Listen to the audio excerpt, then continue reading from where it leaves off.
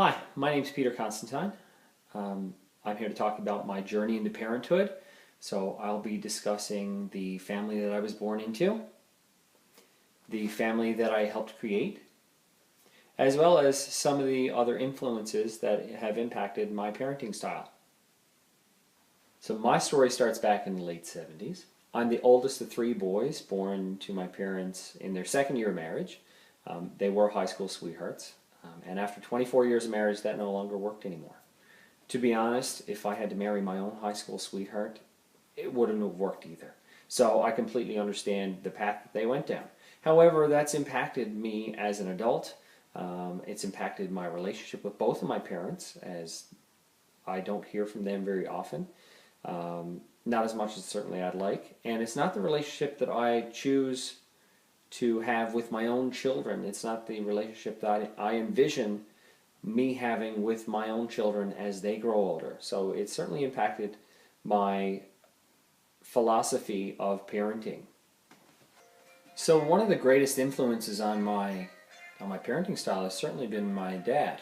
We were very close as a child. He was always readily available for a game of catch or to play hockey or something sport related. We've got a lot of things in common and still do. However, our relationship certainly is not close anymore. Since my parents' divorce, I've kind of looked back and realized that the relationship that I have with my own dad is not the relationship that I want my children to have with theirs. I want to make sure that I'm respectful as a husband. I want to make sure that I'm always there for the small things, the day-to-day activities, as well as the holidays and vacations and family celebrations that my dad was often absent for much of my childhood. In addition, I want to make sure that I'm available to both of my children. My dad had a much better relationship with me than he did with my younger siblings. They didn't get as much out of him as I certainly did. And I want to make sure that both of my siblings feel that they're getting the most out of me. And it really is the driving force that makes me want to be the best father and the best husband that I could possibly be. I've always wanted to be a dad, but first I had to find the perfect partner, and I've definitely found that in my wife. 25 years ago, I didn't know that my best friend's little sister would be the person that I fall in love with, but 10 years ago, we started seeing each other and haven't looked back ever since. She's everything that I could ever want in a partner. She's beautiful on the inside and out. She's the most intelligent person that I know. She's caring, she's kind, she's compassionate, supportive, trustworthy, loyal, independent, and she's the most amazing mom to both Penny and Andrew. She's my best friend, and I truly hope that our relationship will last till death do us part. It's incredible how much she has lifted me to be a better person, and she drives me to be a better parent and a better husband and a better partner.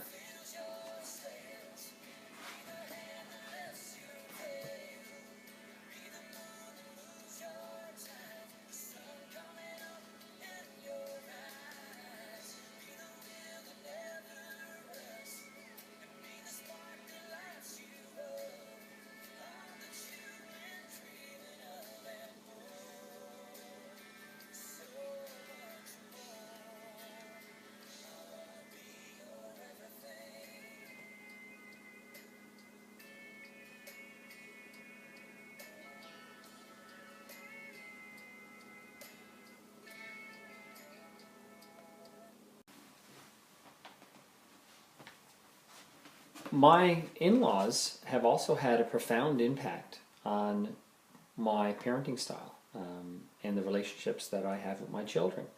At the same time as my father's family was growing, so was that of my future father-in-law. The family dynamic was similar with three children, my wife being the middle child and first first girl in the family. And having known my father-in-law for over 25 years, I've watched him raise his family. I've noticed some similarities with my own dad in terms of parenting style, but I've also seen the differences, some of which I've tried to emulate. Like my dad, he was often coaching and involved with that, and he also had his own individual sports that sometimes took him away from the family. Everything wasn't perfect, but what family is. Along with my mother-in-law, they established many important family traditions that continue to keep my wife and her siblings' relationship very near and dear to her. Closeness that I don't have with my own siblings. Holidays like Easter, Thanksgiving, Halloween, and Christmas, as well as birthdays, are always celebrated in their family. My family doesn't necessarily always celebrate those things, and certainly as an adult, we very rarely get together for any of those occasions. I've made sure to establish traditions with my own family the family that I've created, so that I can have relationships that are somewhat similar to that of my father-in-law with his children when they get older. Everything's not always perfect, like I said, but I always know that my wife respects her dad and knows that he puts her and her siblings first. I also see the respect that he has for his own children, and that no matter what they do, they're always a priority in his life. I remember when I first learned that I was going to be a dad. I spent the night in the middle of the woods on a fishing trip with my brother-in-law, and when I returned the next morning empty-handed, I was surprised that my wife had a Father's Day gift for me. And now at this point in time, we had added a puppy to our family, Gizmo, and I had thought that perhaps she had picked something up, from the dog. But I was shocked and surprised and elated all at once when I read the frame and it said, to World's Best Dad, from baby Constantine and Gizmo. And after I guess processing the information, I was just amazed. It was a long 9 months of waiting to meet my baby girl. And it was around that time of knowing that I was going to be a dad that I changed my behavior toward other babies. I'd always been too afraid to pick them up. I'm afraid that something would happen.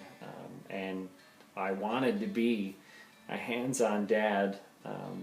So from that day forward, that's a role that I've embraced ever since. Penny was born in early 2013. She was an excellent baby from the very beginning. Having grown up in a household with 3 boys, I didn't know what to expect from a baby girl. And for the first 6 weeks, everything was awesome. My wife was the person that Penny really depended on for almost all of her needs, with the exception of diaper changes and things like that. But then she got sick. She contracted pertussis just before her 2-month needles, and we ended up spending 10 days at the Janeway in complete isolation. She was hooked up to countless machines, and it was a very stressful time for our family and very difficult. At the time, we really didn't know if she was going to make it, and it was just horrible experience. But at the same time, it allowed me to bond with my baby girl in a way that I hadn't before. She'd never relied on me for anything to that point. And thankfully, she left the Janeway, none the worse for wear, and she continues to bring joy to our family every day since she's been born. I've done lots of things in that time that I never ever anticipated doing. Dancing ballet at our ballet class, painting my toes, and playing with more Barbies than I could ever care to count. So fast forward 2 years, and we're getting ready for baby number 2. And initially when I found out that my wife was pregnant, I really didn't care whether or not it was a boy or girl. It really didn't matter to me, as long as they were healthy. And I know everyone says that, but with the scare that Penny gave us initially when she was so young, all we wanted was for our baby boy to be healthy. when Andrew came along, it really completed our family. Gentleman's family, boy and a girl. And we don't have any plans to have another, even though both of our children have been so great. He was an excellent infant and was developing really, really well, but then we hit a roadblock. At around 5 months old, he was diagnosed with plagiocephaly and had to wear a helmet to kind of fix the shape of his skull and how that was developing.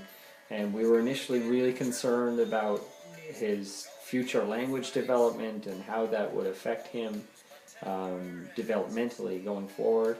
But thankfully, the helmet is gone, and he's none the worse for wear. And he certainly has no difficulty in any developmental area, whether it's with his gross motor skills, playing all kinds of sports, or with his language development, because he talks a mile a minute and makes lots of friends. So we don't have any more concerns about Andrew.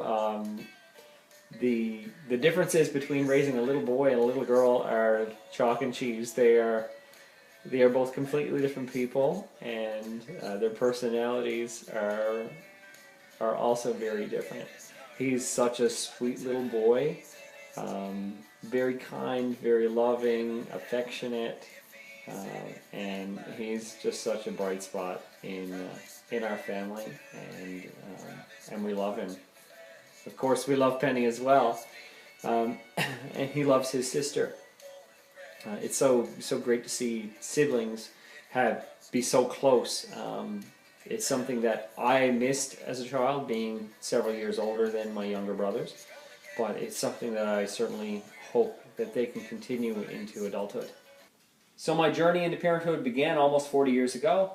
I'm only 5 years in. Lots of lessons have been learned, lots of adventures have been had, and I can't wait to see what else is in store for myself and my family as we go about making more memories.